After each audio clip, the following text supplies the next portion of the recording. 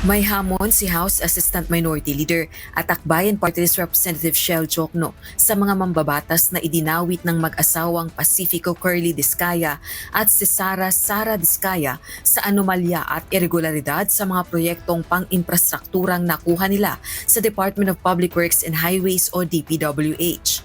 Ayon kay Congressman Jokno, hinahamon nito ang lahat ng nadawit na mga tauhan at opisyal ng DPWH, pati na rin ang ilang mambabatas na isa publiko ang kanilang Statement of Assets, Liabilities and Net Worth o SALN at lumagda ng waivers sa bank secrecy para sa ganap na transparency.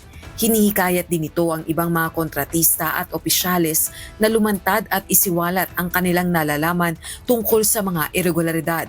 Samantala, balak namang magsampa ng kaso ng ilang kongresista laban sa mga Diskaya dahil sa pagdawit ng mga ito sa kanila sa kontrobersya at umano'y paninira sa kanilang reputasyon.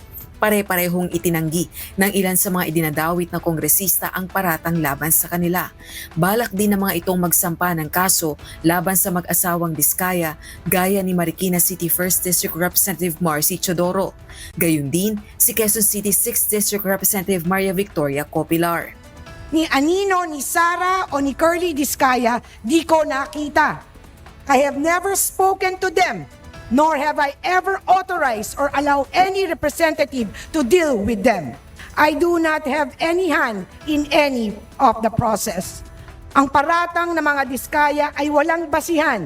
Hindi lang ito direktang pag-atake sa aking karangalan, kundi insulto sa aking mga kadistrito sa Lungsod Quezon na naghalal sa akin upang paglingkuran sila ng may buong katapatan at integridad.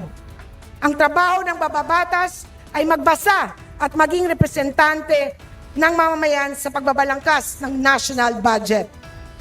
Mukhang may political agenda ang pagdawit sa aking pangalan.